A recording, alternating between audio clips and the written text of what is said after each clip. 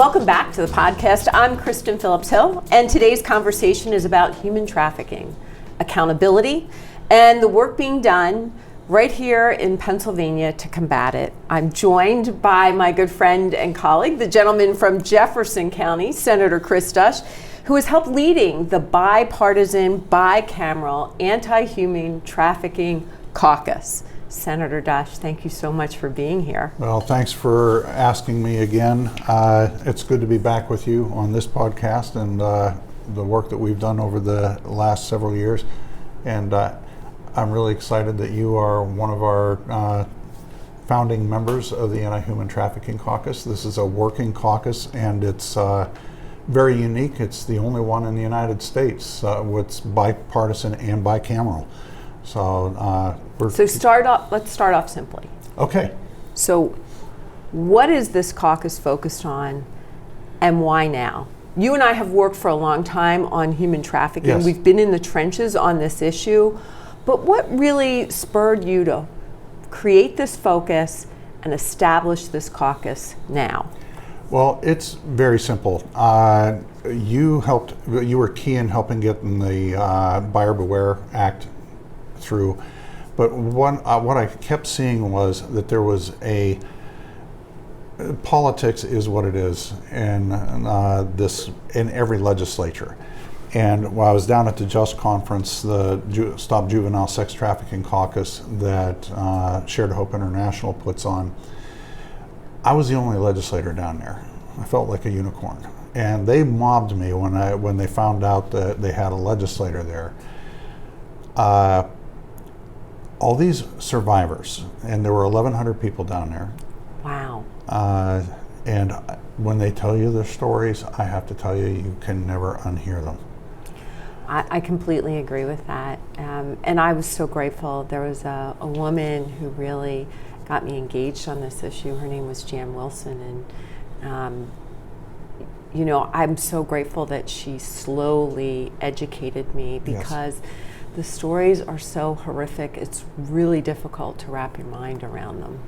It is. And when I hear the anguish in these survivors about the pieces of legislation that could help them, that just they get proposed and then they go away, or they just nobody gets around to them. And what I found in talking with some of the Democratic colleagues was that there's frustration on their side as well with this. And I thought, let's start trying to get something that's going bipartisan and bicameral, because we do have people on both sides who want to see this stuff done. Yeah. I worked with Senator Collette last year on Senate Bills 45 and 46. So for our friends and Yes, folks listening in, Senator Collette is a Democratic senator. Yes. She is from Montgomery County. Yes. Just to give some context. And what we did was we divided up the bill. She was very interested in the bill that I was proposing, and what we did was we divided it up and let her have half and I'd take half, and we worked as a team to guide it through on both chambers.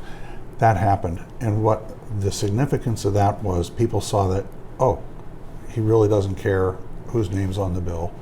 So when I started approaching other members over on the other side of the building, it was much easier. We managed to get that signed into law, and it became much easier. The whole idea of having a bipartisan and bicameral caucus was a much easier sell than it probably would have been otherwise. Yeah. Well, and talking about that great package of legislation that you and Senator Collette championed, I was so happy to be able to co-sponsor that and join Yes, in continuing to advance that work. Of course, I was proud to sponsor Act 1 of 2020, which was the Buyer Beware Act.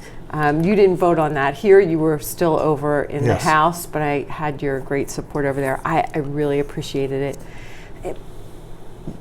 The real focus of that legislation was shifting from the actual victims being criminals to focusing on those individuals who are creating the demand for trafficking of human beings.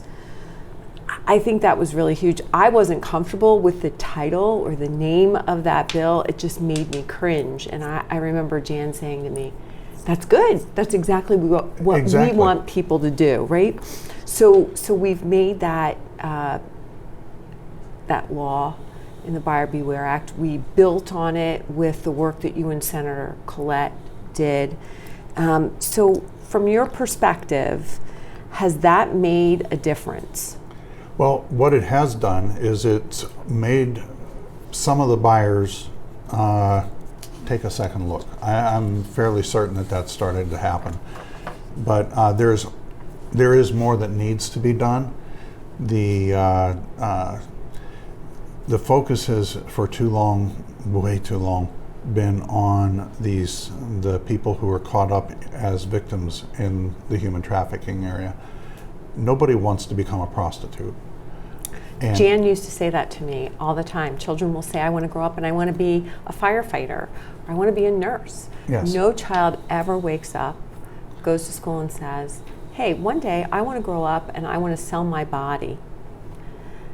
no. No one. No one says, I want to grow up and be a prostitute. And so they end up in what's called in the community the life. They end up there because they've been coerced, they've been tricked, they've been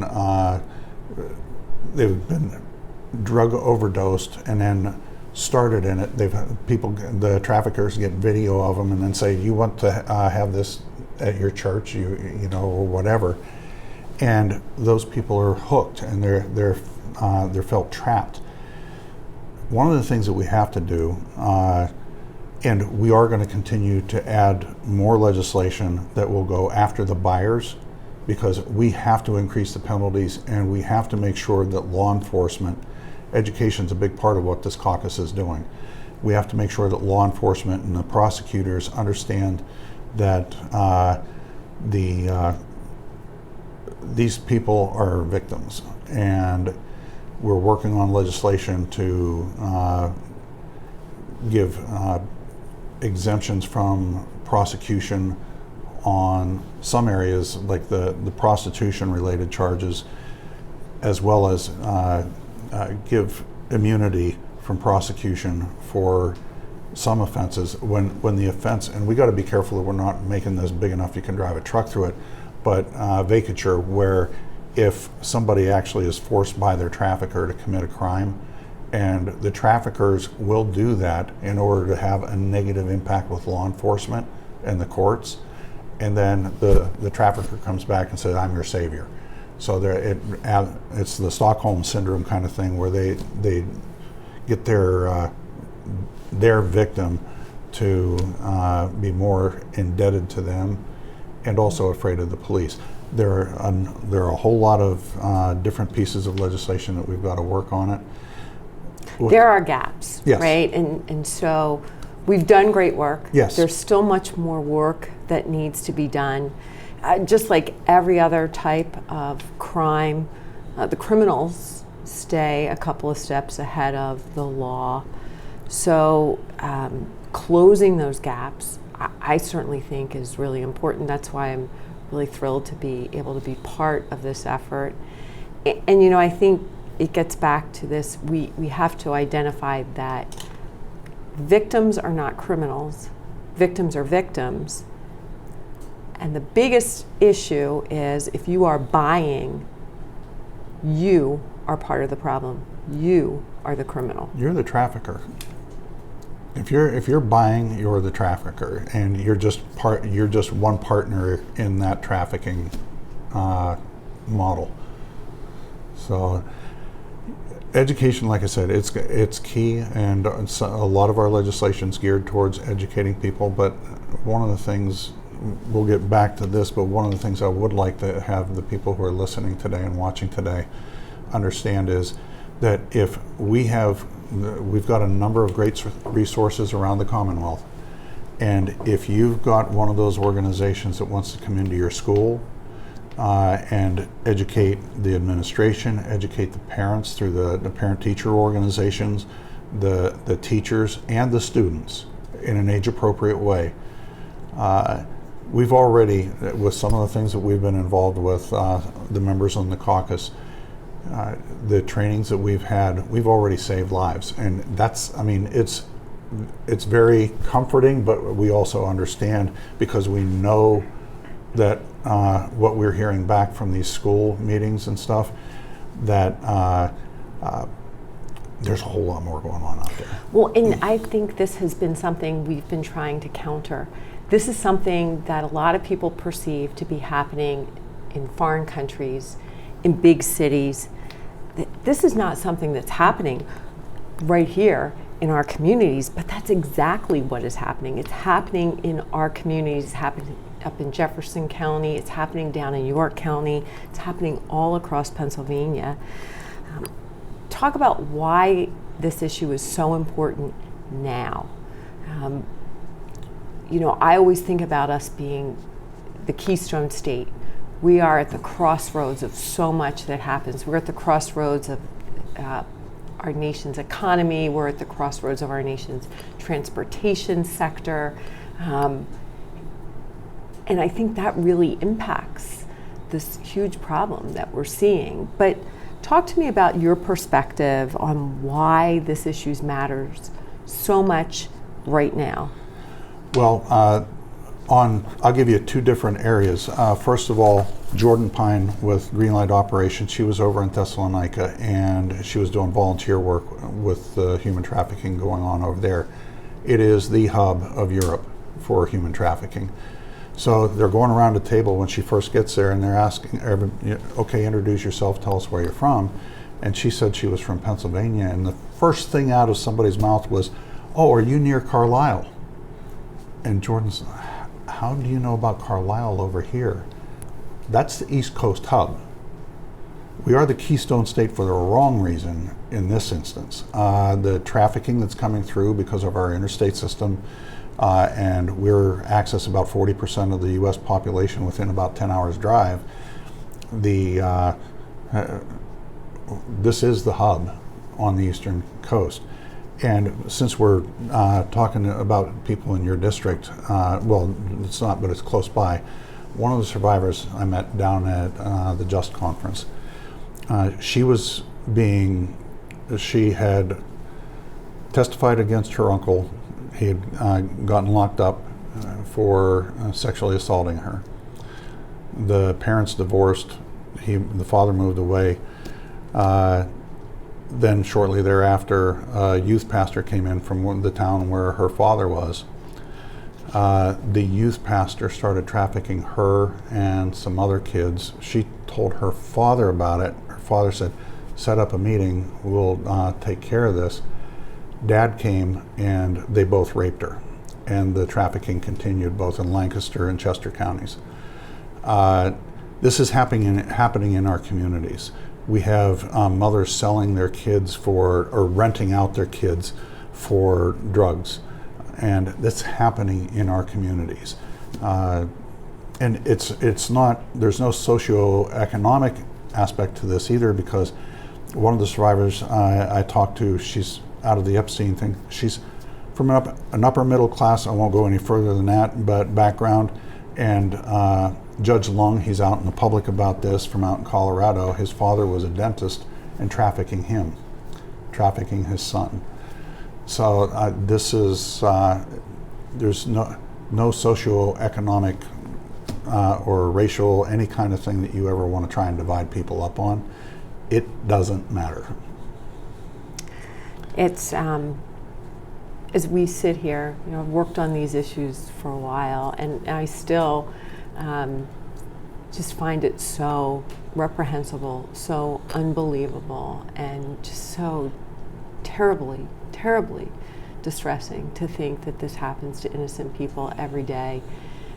In small, charming little towns like Carlisle and in bucolic, pastoral Lancaster County, and all across Pennsylvania.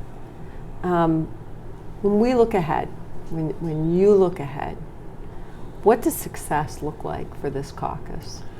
How do we make a difference? Success for me is that we provide law enforcement with the tools to go after the buyers and the sellers.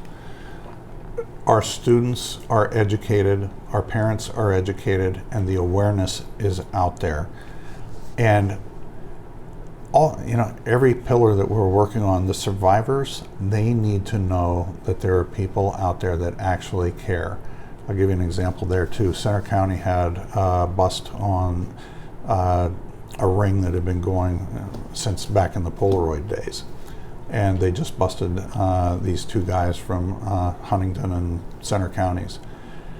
The assistant DA up there, when he gave his speech, that he's in charge of the prosecution in this case, I could tell that he was trauma informed and that he understood what the survivors had gone through. And I had never met the man, but I was in Center County, it's part of my district, and popped in one day and I said, I got to talk to him. And we went in and I asked him, I said, have you been getting a ton of phone calls? And he said, yeah, why? And I told him why. I said, your empathy came through loud and clear. And that people knowing that they can come to somebody like him and actually get justice, and actually he's very active in trying to find help for them. He actually used to work as a defense attorney for the Asian women who were being trafficked in Seattle. That's how he learned about, that's how he became, they call it in the space, trauma informed. And his job was to try and help people understand, the prosecutors understand that these women aren't in this voluntarily. And he's going to be a good resource. Yeah, that's wonderful. Senator Dash, this has been an incredibly informative conversation. Thank you for taking the time and to come and have this conversation with me. Thank you for the work that you are doing, the leadership you have been exhibiting to help combat this absolutely heinous crime. Where can people learn more about the Anti-Human Trafficking Caucus or follow along with the work that you're doing? Well, of course, both your webpage and mine, and we are working and developing an Anti-Human Trafficking Task Force Caucus webpage so that people can be informed. I would say also, well, that's for what we're doing and the other members. And by the way, I have to compliment you and Seth Grove, because you guys have been leading over there on what became the Buyer Beware Act before you transitioned over from the House. But Shared Hope International, Zoe International, Greenlight Operation, they all have web pages that are very informative. Teachers, school administrators, parents can all find resources on there that will help them and show them what to beware of. And the 𝐂𝐻𝐿 project is another one that we work with extensively. If you're being trafficked and you listen to this podcast, what do you recommend?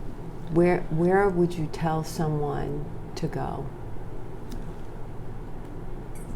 Get a hold of the district attorney first. If you don't, I understand not everybody's on the same page yet. We're working on that, and there's a lot of education to be done there. But you can get a hold of either one of our offices or anybody that's on that Anti-Human Trafficking Caucus, because we all care. Then the Salvation Army has a good team of people here, but the 𝐂𝐻𝐿 project, it's ASSERVO project, and Greenlight Operation. Down here, Greenlight is just fantastic. They've got a brand new home for a survivor to escape to and get away from their trafficker. So those are places to start. And if they get a hold of our office, we will definitely work to help them find resources. Indeed, indeed. Senator Dash, thank you again. Today's guest was Pennsylvania State Senator Chris Dash. Thank you again for tuning into today's episode. If you have any questions, please do not hesitate to visit my website at senatorkristin.com. This is Kristin Phillips-Hill signing off, and we'll look forward to talking to you again soon.